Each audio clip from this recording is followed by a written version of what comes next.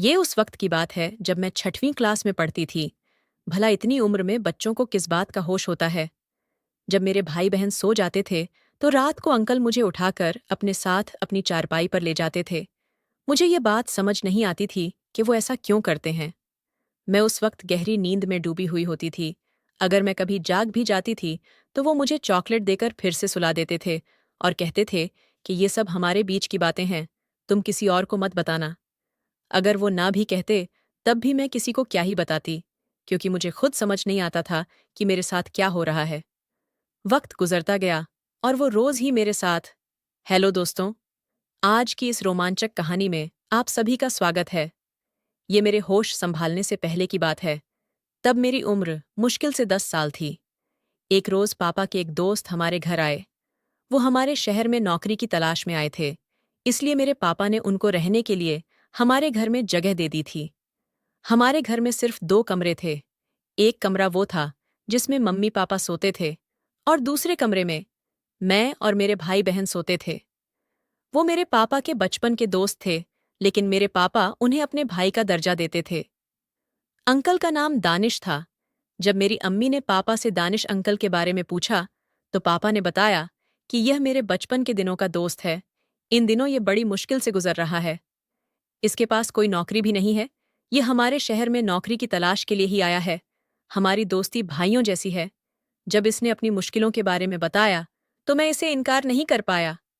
अम्मी ने कहा, ये तो आपने अच्छा किया, लेकिन ये सोएंगे कहाँ? हमारे पास तो इतनी जगह भी नहीं है। पापा ने कहा, ये भी बच्चों वाले कमरे में ही सो जाएगा। अभी सर्दियां चल रही हैं, वरना मैं उसके सोने का इंतजाम छत पर ही कर देता। ये बात सुनकर अम्मी खामोश हो गईं, क्योंकि वो पापा से ज्यादा बहस नहीं करना चाहती थीं। दानिश अंकल की एक बात मुझे बहुत अच्छी लगती थी। वो जब भी काम पर जाते थे तो कभी खाली हाथ वापस नहीं लौटते थे। वो हमेशा हम बच्चों के लिए कुछ ना कुछ खाने के लिए जरूर लाते थे। कभी चॉकलेट, कभी बिस्किट, तो कभी फल फ्रूट। हम सब बच्चे उनको प्यार से दानिश अंकल ही बुलाते थे, क्योंकि पापा कहते थे, ये मुझे अपने सगे भाइयों से भी ज्यादा प्यारा है। मुसीबत के दिनों में दानिश अंकल ने पापा का बहुत साथ दिया था। मेरे पापा की सैलरी बहुत कम थी। हमारे घर का गुजारा भी मुश्किल से हो पाता था। लेकिन जब से दानिश अंकल हमारे घर आए थे, तब से हमारे हालात कुछ सुधर गए थे। वो घर का राशन भी ले आते थे और हमारी ज़रूरतों का सामान भी लाते रहते थे। वो अम्मी से कहते थे कि अगर मैं इस घर में रहता हूँ तो इतना हक तो मेरा भी बनता है कि यहाँ के लोगों की ज़रूरतें पूरी कर सकूं। अगर आप मुझे इन बच्चों का सगा चाचा समझ लें तो इससे ज्यादा खुशी की बात मेरे लिए और क्या हो सकती है। दानिश अंकल की ये बातें सुनकर मेरी अम्मी भी उन्हें बहुत पसंद करने लगी थीं। दानिश अंकल वाकई एक अच्छे और नेक दिल इंसान थे। हमने उनको रहने के लिए जगह दी थी तो वो भी हमारे एहसानों का पूरा बदला चुकाने की कोशिश करते थे। दरअसल दानिश अंकल का अपने बड़े भाई से झगड़ा हो गया था और इसीलिए वो अपना सारा सामान लेकर शहर चले आए थे। यहाँ आकर उन्होंने पापा को अपनी सारी समस्या बताई और पापा ने भी उन्हें रहने के लिए जगह दे दी। दानिश अंकल अपनी कमाई का आधा हिस्सा हमारे ऊपर खर्च कर देते थे। अब हमारी अच्छी तरह से गुजर होने लगी थी। मेरे पापा को भी पैसे की कोई समस्या नहीं होती थी। हम 4 भाई बहन थे और मैं सबसे बड़ी थी। मेरी उम्र ही कुछ ऐसी थी जिस उम्र में बच्चों को बहुत सारे ख्याल आते हैं। ख्याल अच्छे भी होते हैं और बुरे भी होते हैं। मुझे दानिश अंकल बहुत अच्छे लगने लगे थे। वो मुझे पानी लाने को कहते या फिर कोई और काम के लिए कहते थे तो मैं दौड़ दौड़ कर उनका काम कर दिया करती थी। बच्चे खाने पीने के शौकीन तो होते ही हैं, और दानिश अंकल रोज ही हमारे लिए कुछ ना कुछ खाने पीने के लिए लाया करते थे। अम्मी भी इन सब बातों पर ऐतराज नहीं करती थीं, क्योंकि वो भी दानिश अंकल को इस घर का एक हिस्सा समझने लगी थीं। हमारे घर में सिर्फ 2 कमरे थे। एक कमरे में मेरे अम्मी पापा सो जाते थे और दूसरे कमरे में हम सारे भाई बहन जमीन पर सो जाते थे। हमारे कमरे में एक चारपाई भी पड़ी रहती थी, पर अब उस चारपाई पर दानिश अंकल सोते थे। इन दिनों में कुछ ऐसा हो गया था कि मुझे उस इंसान को चाचा कहने में भी शर्म आती थी। मैंने अपनी जिंदगी में एक सबक हासिल किया था, और यह इस दुनिया की हकीकत है। यहाँ अपने तो गैर बन जाते हैं, लेकिन कोई गैर कभी अपना नहीं बन सकता। सारे बच्चे दिन भर खेलकूद कर, रात में जमीन पर बिस्तर लगाकर गहरी नींद में सो जाते थे, और मैं तो स्कूल जाने के अलावा अम्मी के साथ घर का काम भी किया करती थी। लिहाजा मैं तो और भी ज्यादा थक जाती थी। हम सबको रात में ऐसी गहरी नींद आती थी कि किसी बात का होश ही नहीं रहता था। और भला 6वीं क्लास की बच्ची को किस बात का होश रहता।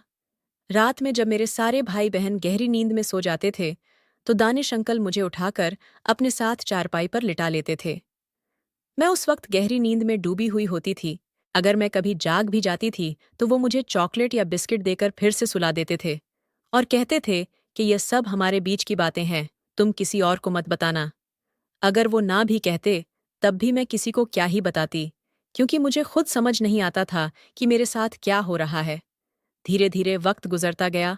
वक्त के साथ साथ दानिश अंकल की हरकतें और भी अजीब होती जा रही थीं। बस फर्क इतना था कि अब उन हरकतों में वाहियात बातें भी शामिल हो गई थीं। हम बच्चों वाले कमरे में थोड़ी सी जमीन खाली पड़ी थी। दानिश अंकल ने पापा को सलाह दी कि अगर आप बुरा ना मानो तो मैं इसी कमरे में एक छोटा सा कमरा बना सकता हूँ। मैं ऐसे बहुत लोगों को जानता हूँ जो कम पैसे में यह सारा काम कर देंगे और मेहनत मजदूरी मैं खुद कर लूंगा। मैं अपने मालिक से कहकर खिड़कियां दरवाजे भी बहुत कम पैसों में बनवा दूंगा। पापा को दानिश अंकल की बात बहुत अच्छी लगी। वैसे भी हमारे घर में एक और कमरे की सख्त जरूरत थी, और जब पापा को लगा कि यह काम सस्ते में हो जाएगा, तो वो भी खुशी खुशी दानिश अंकल की बात मान गए। कुछ ही दिनों में वह छोटा सा कमरा बनकर तैयार हो गया। पापा ने वो कमरा दानिश अंकल को दे दिया ताकि हम सारे बच्चे सुकून से अलग रहकर अपनी पढ़ाई कर सके और दानिश अंकल को भी अपना एक कमरा मिल सके। अब हम सारे अपने कमरे में सोते थे और दानिश अंकल अपने कमरे में सोते थे। पर जब मेरे भाई बहन सो जाते थे तो वह इंसान चुपके से हमारे कमरे में आ जाता था। मैं जैसे जैसे बड़ी होती जा रही थी, मुझे सब समझ आने लगा था। मैं उनसे कहती थी, अंकल, आप इतनी रात को हमारे कमरे में मत आया करो, वरना मैं पापा को बता दूंगी। इस बात पर दानिश अंकल कहते थे, क्या तेरा पापा तेरी बात पर भरोसा करेगा? शायद नहीं, वो मेरी बात पर भरोसा करेगा, क्योंकि मैं उसे अपनी आधी सैलरी देता हूँ। मैं कह दूंगा कि तुम खुद ही मेरे पास आती हो, क्योंकि तुम्हें मुझसे अपनी फरमाइशें करनी होती हैं, और जब मैं तुम्हारी फरमाइशें पूरी नहीं कर पाता हूँ, तो तुम गुस्से में मेरी शिकायत करने आ जाती हो। उनकी ये बात सुनकर मैं बहुत डर जाया करती थी। उन्होंने मुझे बचपन से ही बहुत डरा के रखा था, और मैं अपनी अम्मी पापा से भी कुछ नहीं कह पाती थी, क्योंकि मुझे पता था कि वो दोनों दानिश अंकल पर ज्यादा भरोसा करेंगे। मैं सब कुछ सहती जा रही थी, और वो इंसान अपनी गलत हरकतों से बाज नहीं आ रहा था। दूसरी तरफ मेरे पापा दानिश अंकल के लिए फिक्रमंद होते थे कि कब तक दानिश कुंवारा रहेगा। अब हमें इसकी शादी करवा देनी चाहिए ताकि इसका भी घर बस जाए। पापा के कहने पर अम्मी ने दानिश अंकल के लिए लड़की देखना शुरू कर दिया था। काफी मुश्किलों के बाद अम्मी ने दानिश अंकल के लिए एक लड़की ढूंढ दी थी, और कुछ दिनों बाद उन दोनों का निकाह भी करा दिया गया। निकाह के कुछ दिनों बाद तक तो दानिश अंकल अपनी बीवी में खोए रहे, पर फिर उन्होंने अपनी पुरानी हरकतें शुरू कर दीं। जब उसकी बीवी अपने मायके चली जाती थी, तो वह फिर से मेरे कमरे में घुस आता था। मैं किसी से कुछ कह भी नहीं पाती थी और दिल ही दिल में जलती रहती थी। मैं इस बात से भी डरती थी कि अगर पापा को कुछ पता चल गया, तो वह न जाने मेरे साथ क्या करेंगे, और न ही मुझ में इतनी हिम्मत थी कि मैं अपनी अम्मी को कुछ बता पाती। दानिश अंकल अक्सर मुझे धमकियां देकर चुप कराते रहते थे। मैं पूरी तरह से उनके दबाव में आ जाती थी। एक दिन दानिश अंकल ने मेरे पापा से कहा, मैं अलग से एक दुकान करना चाहता हूँ ताकि कुछ पैसे इकट्ठा कर सकूं और अपना घर ले सकूं। कुछ दिनों बाद दानिश अंकल ने पापा की मदद से एक दुकान खोल ली। कुछ ही महीनों में दुकान का सारा माल खत्म करके उसने एक नया घर ले लिया और अपने नए घर में शिफ्ट हो गया। वो तो चला गया था, लेकिन अपने साथ मेरी इज्जत भी ले गया था। मैं दिन भर इस बारे में सोचती रहती थी कि किस तरह उसने मेरी जिंदगी बर्बाद करके रख दी। मेरी हालत इतनी खराब हो गई थी कि अब मेरी सहेलियां भी मेरा मजाक उड़ाने लगी थीं। उनको लगता था कि मैं किसी के प्यार में पड़ गई हूं और दिन भर उसी के ख्यालों में खोई रहती हूं। लेकिन उनको क्या पता था कि एक दरिंदा मेरी जिंदगी को तार तार कर गया है। वो शख्स तो अब मेरी जिंदगी से जा चुका था, पर मैं इन यादों का क्या करती जो अब मेरे दिल और दिमाग में बस चुकी थीं। मेरा सुनहरा बचपन एक काली परछाई बनकर रह गया था। मेरी सुनहरी उम्र मैली होकर निकल चुकी थी। मैं बस यही सोचती थी कि मैं कैसे इस गंदे इंसान को मौत के घाट उतार दूं। हालांकि ये काम मेरे बस का नहीं था, लेकिन मैं यही दुआ करती थी कि कब इस इंसान को मौत आएगी और मेरे दिल को सुकून आएगा। या तो इसका एक्सीडेंट हो जाए, या फिर यह कहीं डूब के मर जाए। जब वो हमारे घर से चला गया तो मेरे दिल को थोड़ा सा सुकून आया।